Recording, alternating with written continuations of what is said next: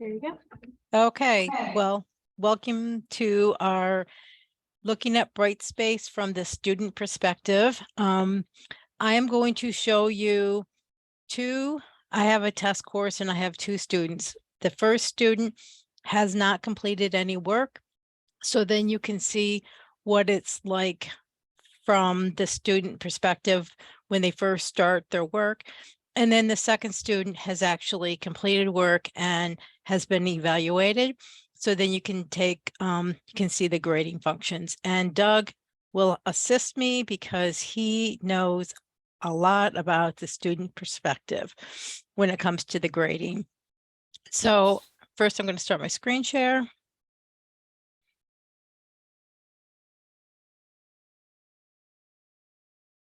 And okay, so this student has not taken any coursework yet. I'm going to click on content. And so Kathi, you're sharing the wrong screen. Am I?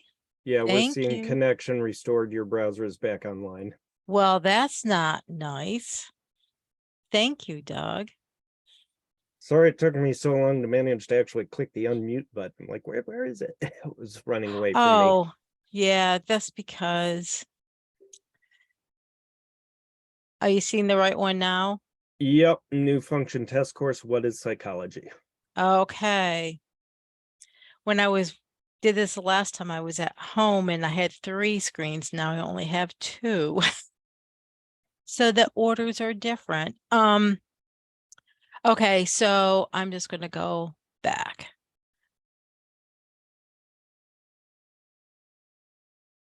Okay, so I'm a student, I'm in my module 1, and this is a web page.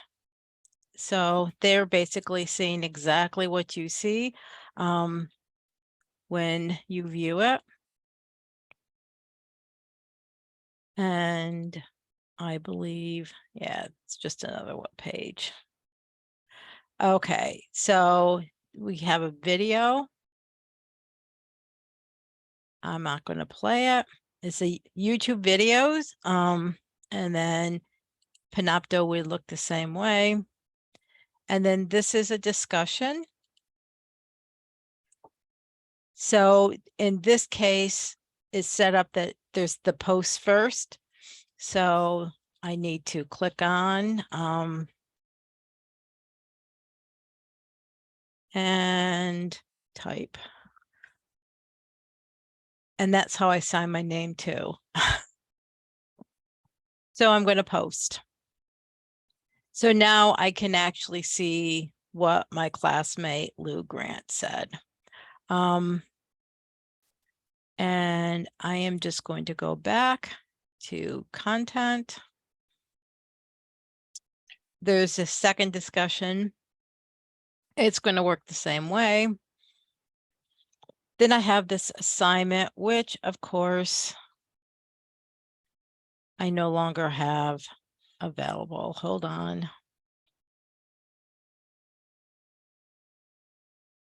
Just when you think you have everything set up.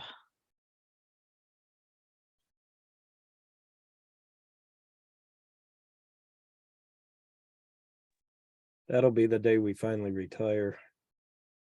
3.5 years, not that I'm counting. Yeah, don't gloat.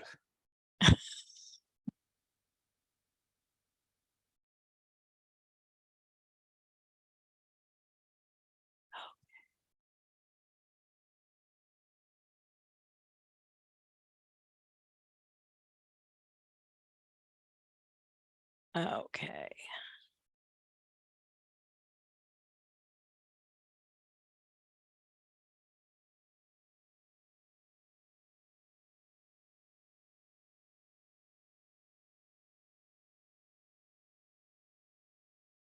Oh.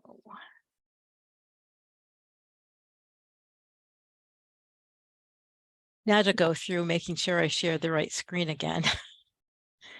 You see Brightspace, right? Yep, SUNY Oswego. Cool.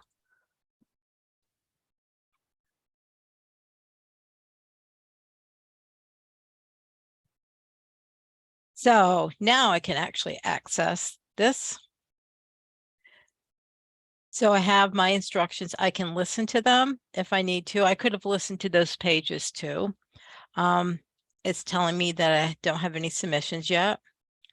I am going to click the upload button because I'm old and the whole click and drag thing can be a drag. This would only be if I wanted to add some comments, and we highly encourage you to encourage your students not to put anything there because they will sometimes type their paper there and it won't work right. Okay, so I can see that I submitted it. It's late. I'm going to go back to my module 1. And now I have a test. And this I remembered to change the date. But did I? Oh.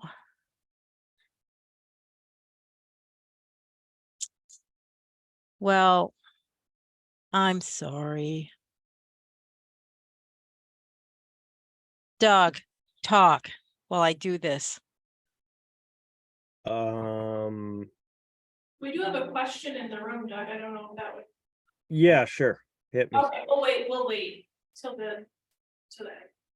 No, you're. Well, if it's relevant now, ask, because I have to just fix my course real quick. So I think, yeah, if there's a question, go ahead and hit me. No, I think we're good right now, actually. Sorry. Okay, so then while Kathi works on her thing, I just want to point out that, again, anytime you want student view, you just go up to your name, click on it, and you've got this view as OSW student. Now, this is really good for access control to make sure what can my students see and access, what can they not see and not access. The area that it does not work so well in is understanding how students view their grades. And so I'm going to probably be skipping a little ahead of where Kathi is because she was going to go through how they see their assignments, but let's pretend they've already had a chance to do that. Students have 2 primary ways of accessing their feedback. If they just want their grades, the easiest thing for them is to go to My Performance Grades. Now, when you do this, you will get your full user interface, but you can see what any, and I'm not sharing my screen, am I? No, but I'm sharing mine now. Aren't I? Yeah, you're back to sharing your screen. I just Okay. realized a bunch of what I said made no sense without context. It's been a long week, folks. Yes. Yeah, okay. Well, I'm gonna be quiet again. Okay. So now Ted can take his quiz. So the quiz summary is going to tell all the details of the quiz, the due date, when it was available, how many minutes are allowed, number of attempts, the instructions. This was auto-populated. And it nicely tells you that the timer does not begin until you actually start the test. So start the quiz. So,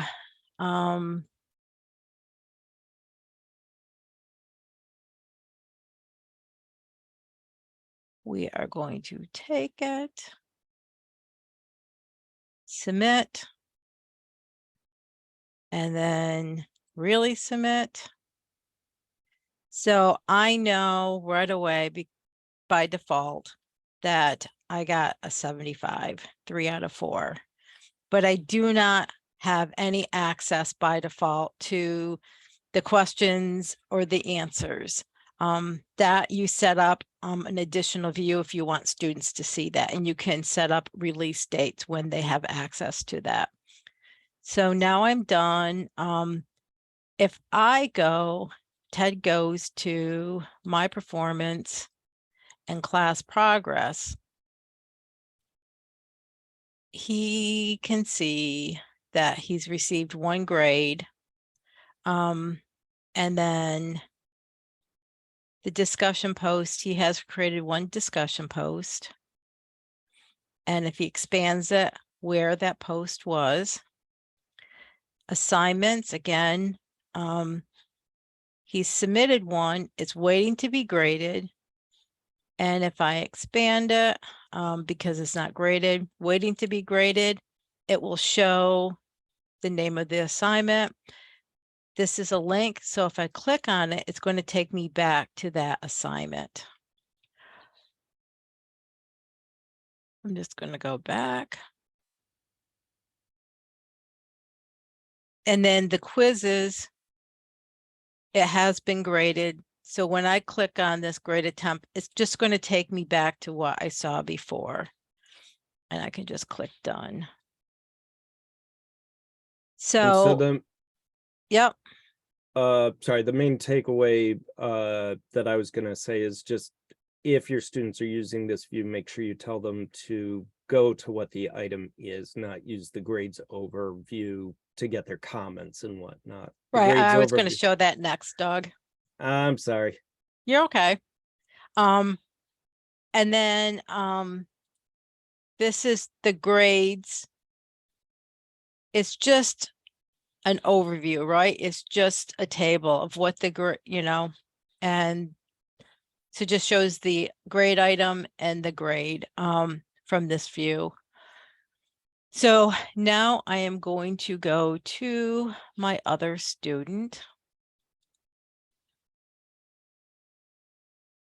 Lou, and I'm going to go to the class report. So now, as Doug was saying, if I go to my assignments, here's my paper. When I open up the details, this was what the instructor put in the comment area. And then I uploaded, an edited version of their paper, or made more comments on it, because I don't like using the inline markup. And I didn't do inline markup, so clicking on this to see it won't show anything because I didn't think of that.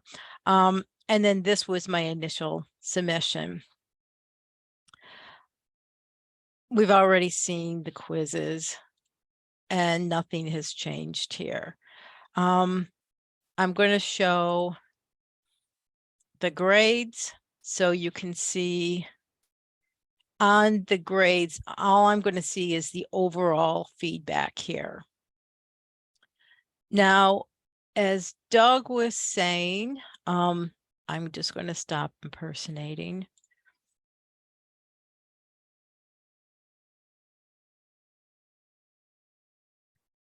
So what he was talking about is that you could go up to your name and say, view as a student. And this will give you the student view. If you go into the content area, you can see what they're going to see. The biggest thing, though, to know is the quiz. You can't take it from here, right? In Blackboard, you could preview it. If you really wanted to preview the quiz, what you need to do is you have to be in the instructor role. And I think there's, maybe not. Click on this. And then preview. And when you say start quiz, it's going to show you the quiz. So I am now going to try to get out of this.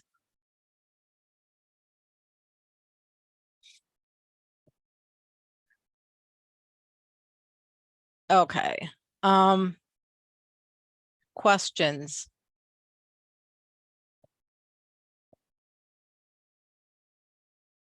Doug, what do you want to share? You want to do a screen share, Doug? Yeah. Okay.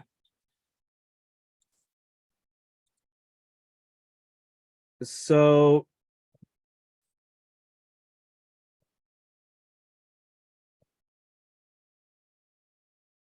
okay, go. So I just wanted to reiterate that for a student, first of all, if you want to see exactly what a student is seeing in terms of their grades, you can always go to My Performance Class Progress and click on a student's name. And now you are in the same view that they see. And again, I just wanted to reiterate what Kathi mentioned is this grades option, and same thing with the pull down grades option, is not really good for anything except looking at your overall grades. And the main reason you're not seeing anything is this happens to have the final grade set not to release. I want to go to my assignment or my quiz or whatever to see my feedback on that. The other thing that we found relatively recently is if I am leaving feedback, I actually have two options. I can do an attachment down here, which is what Kathi showed you. You click this, it pulls from my computer.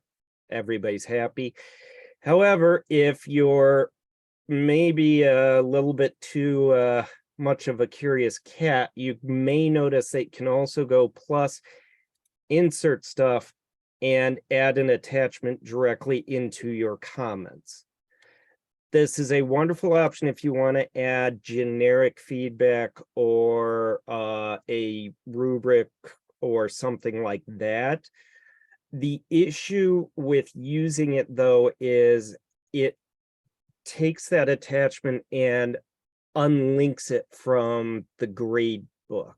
And what that means is when you copy the course, instead of deleting that attachment along with all the other feedback, it goes into a little content folder that will keep building up over time. So there are some advantages to using the insert stuff option, but generally our recommendation is going to be to use the file upload option instead. The other thing that's kind of cool is you do have record audio and record video functions down here. Those are limited to 30 seconds, I believe. But it is a neat way to get your face in front of a student and say, instead of writing an overall feedback, read the attached feedback, being able to record a short video and saying, hey, nice job.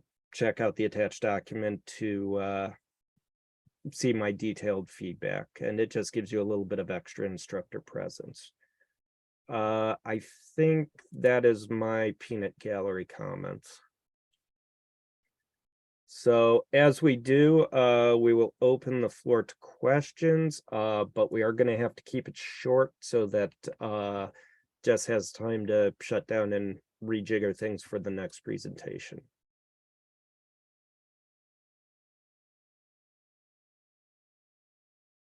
Okay, if there's nothing, I am not going to. Oh, this is Eric Helquist. I'm in the library. okay. So I'm new to Brightspace because I was off campus last semester, so I'm trying to catch up. I was just wondering what's your sort of most common problem that students are having with viewing grades or the grade book, something that I should watch out for right away? First is just making sure they're looking in the right place. So telling them go to My Performance and go to that the assignment or the discussion, not trying to go through the grades. The other thing would be accidentally setting a grade release date instead of an item release date. So in your view of the grade book, Yeah, basically, you never want to put date restrictions in the grade book. yep, so generally speaking, and this is just for visuals.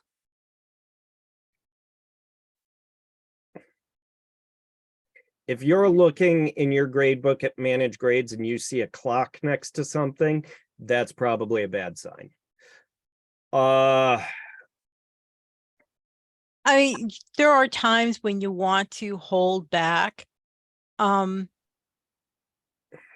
assignment as you're grading it, right? So students see their grades all at the same time, which is fine, but do that when you start to grade it, not ahead of time, because you forget. And then your students say, I can't see the assignment. So what you could do is either go into here and make it visible, or go to the enter grades. And then for the column, you can make the edit there and just go down. And I'm thinking that, Yeah, there's the restrictions Yep. here too. That said, that's fine for a paper, but there's a lot of ways to do access control.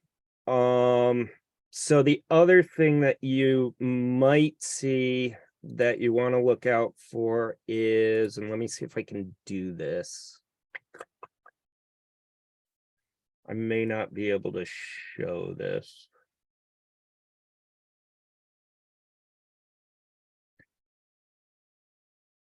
I can show this. So if you see a grade in the grade book and it has this little slash through it, that means that that grade, not the column, but the individual grade has not been published. And depending on how you built the course, you may not have auto publishing turned on.